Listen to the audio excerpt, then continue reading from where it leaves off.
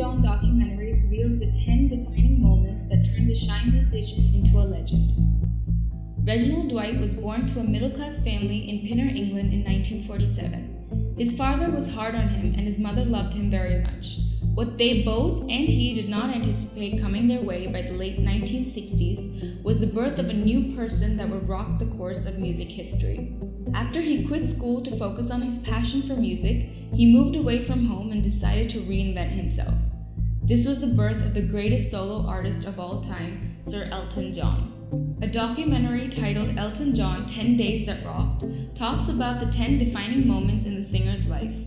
These moments are highlighted by John's own words from what he wrote and from interviews.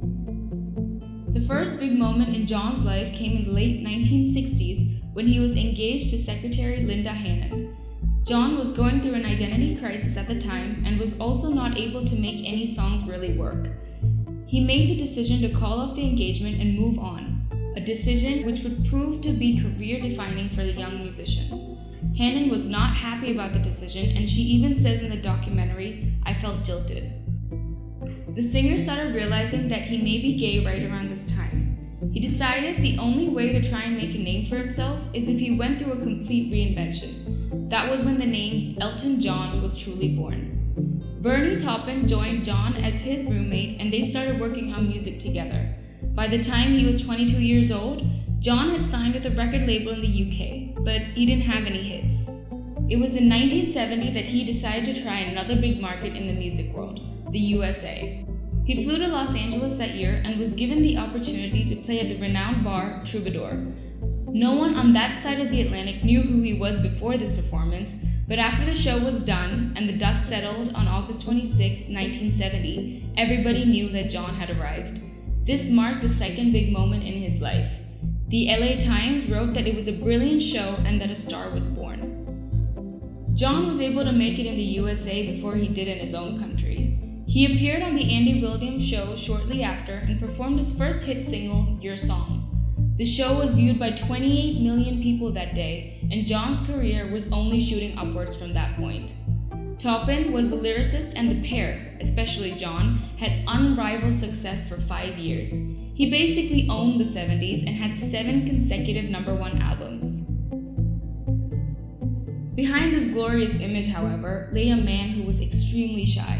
John's third big day came in January 1974 when his lover and manager John Reed introduced him to cocaine for the first time. What started off as a simple challenge to try a drug morphed into full-blown addiction in later years. The fourth big moment came in August 1975. He was able to book the massive Dodger Stadium for a concert, which was only done once before by the world-famous Brit band, the Beatles.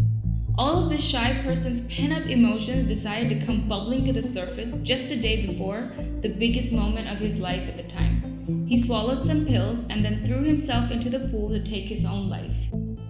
John's mother, grandmother, and stepfather, who were all there to watch him perform, rushed him to the hospital where he had his stomach pumped.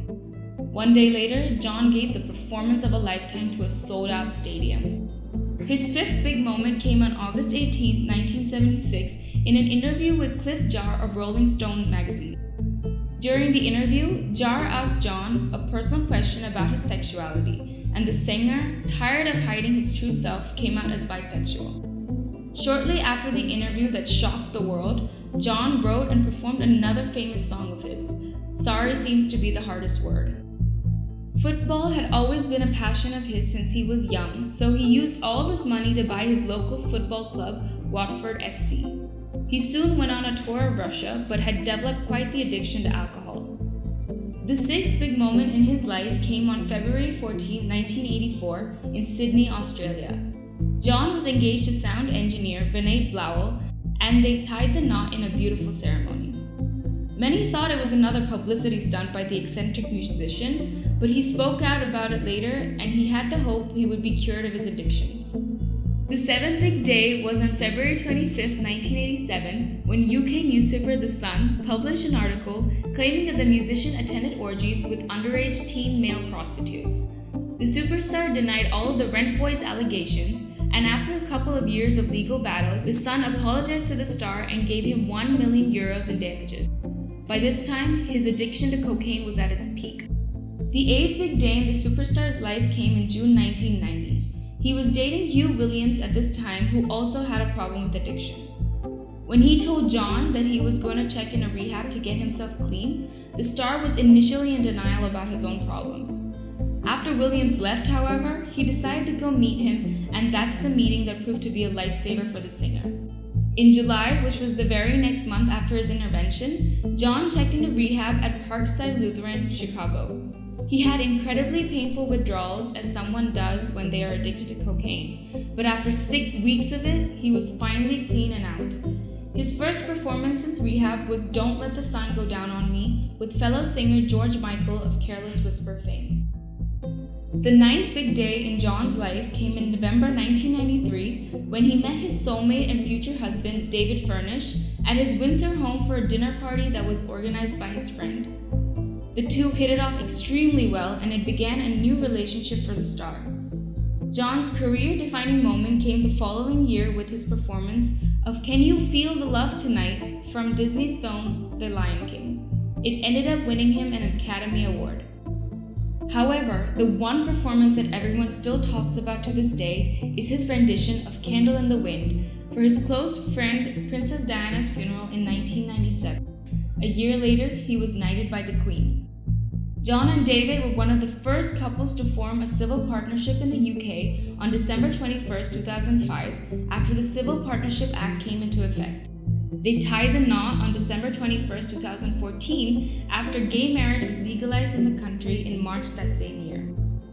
The 10th and most important day in John's life came on December 25, 2010, with the birth of his first child with Furnish, Zachary Jackson Levon Furnish John, to a surrogate mother based in California.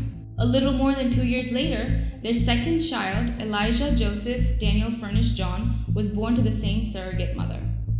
Thank you for watching. Check out our other videos on our channel and don't forget to subscribe.